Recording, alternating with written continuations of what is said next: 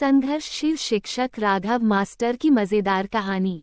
Raghav master केवल एक शिक्षक नहीं थे, बल्कि शिक्षा के युद्ध में एक योद्धा थे। चौक और हौसले से लैस जब उन्होंने सरकारी स्कूल में कदम रखा, तो उनके सपनों की दुनिया और हकीकत के बीच की खाई साफ दिखने लगी। उनकी पहली नियुक्ति एक दूरदराज के गांव में हुई। स्कूल की इमारत में दरारें थीं, फर्श टूटा हुआ था और बच्चों के बैठने के लिए सिर्फ फटे पुराने टाट थे। लेकिन बच्चों की आंखों में ज्ञान की भूख थी। राघव ने ठान लिया कि वे हार नहीं मानेंगे।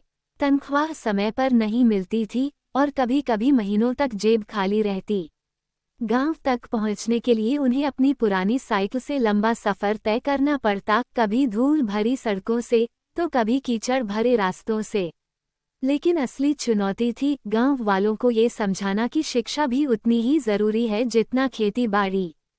कई माता पिता अपने बच्चों को स्कूल भेजने के बजाय खेतों में काम करवाते। मास्टर जी, पढ़ाई से पेट नहीं भरता, वे कहते। राघव उनकी परेशानी समझते थे, लेकिन हार मानने वाले नहीं थे। एक दिन उन्हें एक नया तरीका सूझा। उन्होंने गणित को खेती से जोड़ दिया। अगर एक खेत में 10 बोरी गेहूं होता है तो 2 खेतों में कितना होगा। बच्चे सीखने में दिलचस्पी लेने लगे। धीरे धीरे माता पिता ने देखा कि उनके बच्चे बाजार में दामों का हिसाब बेहतर करने लगे।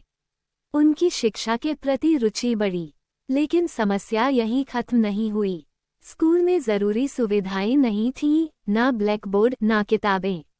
राघव ने अपनी बचत से चौक, कॉपियां और एक छोटा सा रेडियो खरीदा ताकि बच्चे शैक्षिक कार्यक्रम सुन सकें। कई बार वे खुद भूखे रह जाते, लेकिन बच्चों की तरक्की देखकर उनकी भूख मिट जाती। आखिरकार उनकी मेहनत रंग लाई। उनके एक छात्र, रवि, ने जिला स्तरीय गणित प्रतियोगिता जीत ली। पूरा गांव खुशी से झूम उठा।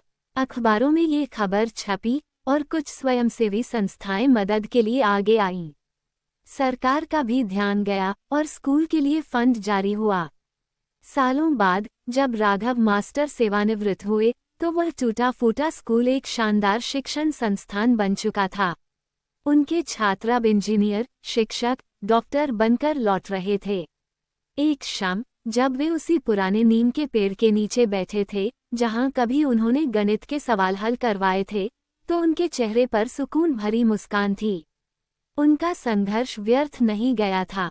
उन्होंने सिर्फ बच्चों को नहीं, बल्कि पूरे गांव को सपने देखना सिखाया था।